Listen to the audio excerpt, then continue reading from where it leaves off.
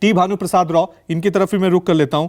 राव साहब, क्योंकि हम लगातार इन चुनावों में राजनीतिक पार्टियों के वादों की बात कर रहे हैं और फ्री रेवड़ी, फ्री बीज की हम लगातार बात कर रहे हैं, तो इसमें दक्षिण की सारी राजनीतिक पार्टियां तो शुरुआत से ही आगे रही हैं। टीवी, वॉशिंग मशीन, और आपकी एक योजना है रायथुई बंधु योजना, उसमें तो आपने किसानों की बल्ले बल्ले कर दी है। अब उसे जन कल्याणकारी समझा जाए या रेवड़ी कल्चर समझा जाए कि प्रति एकड़ हर सीजन 5,000 रुपए मिलेंगे, 2 सीजन में तो प्रति एकड़ 10,000। अगर किसी की 10 एकड़ है, 20 एकड़ है, 100 एकड़ है, तो उसको कितने रुपए मिलेंगे?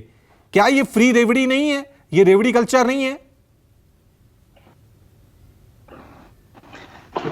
ये रेवड़ी के और फ्रीबी के बीच में एक थिन लाइन है, उसको समझना पहले जो है वो समझ में आना बहुत जरूरी है। एक्चुअली जब जो गैप है रिच और पुअर के बीच में इस देश में, या तो बीजेपी का सरकार है या तो कांग्रेस का सरकार है देश में। बीजेपी का सरकार के टाइम पे कांग्रेस को दोषी मानते थे, कांग्रेस के सरकार में बीजेपी को दोषी ठहरा रहे। मगर एक्चुअली में जो डिफरेंस है पुअर और रिच के बीच में, कब फाइनली अभी आज से कितने साल पहले जो है मिनिमम वेजेस को बढ़ाया गया इस देश में। मिनिमम वेजेस का क्या हाल है आज?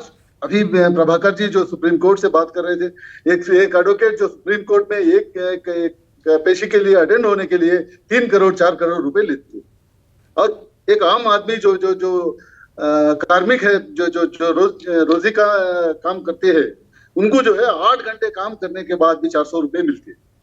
क्या डिफरेंस है? कितना डिफरेंस है?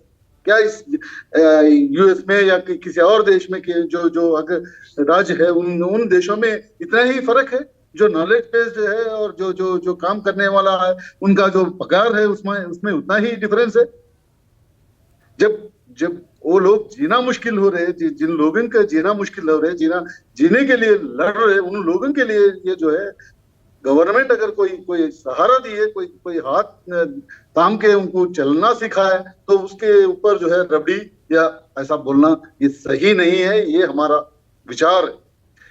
आप जो बोल रहे, जो फार्मर्स को जो 10,000 रुपए हर एकड़ 2 बार 5,000 रुपए जो देने का हमने पिछले 9 साल से हम ये कंटिन्यूअसली दे रहे, मगर उससे पहले क्या होता था?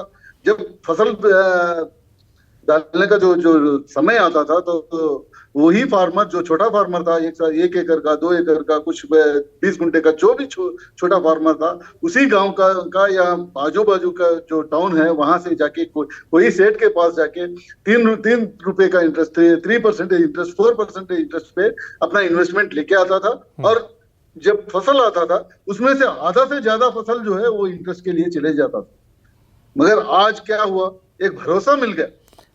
लेकिन राव साहब आप कह रहे हैं भरोसा मिला है किसानों को, देश के किसानों को भरोसा मिलना चाहिए सरकारों की तरफ से, लेकिन आपने प्रति सालाना 10,000 किया, फिर आप कह रहे हैं 16,000 कर रहे हैं, उधर कांग्रेस कह रही है 15,000 हम कर देंगे। तो ये होड़ लग गई है ना। हम कह रहे हैं ना कि जैसे हम मॉल में चले जाते हैं, भाई अब 50% है, उधर कह रहा हम 70% है।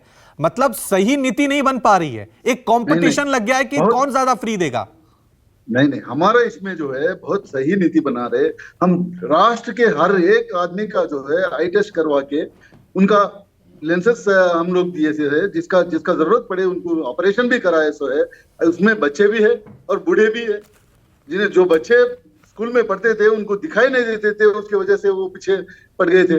मगर जब हम आई टेस्ट करके उनको पूरे सबको जो है लेंसेस दिए सो है, जब उनको पता चला कि वो बच्चा क्यों पीछे पड़ गए थे, ऐसा हम लोगों ने आज 33 डिस्ट्रिक्ट्स बनाए थे तेलंगाना में।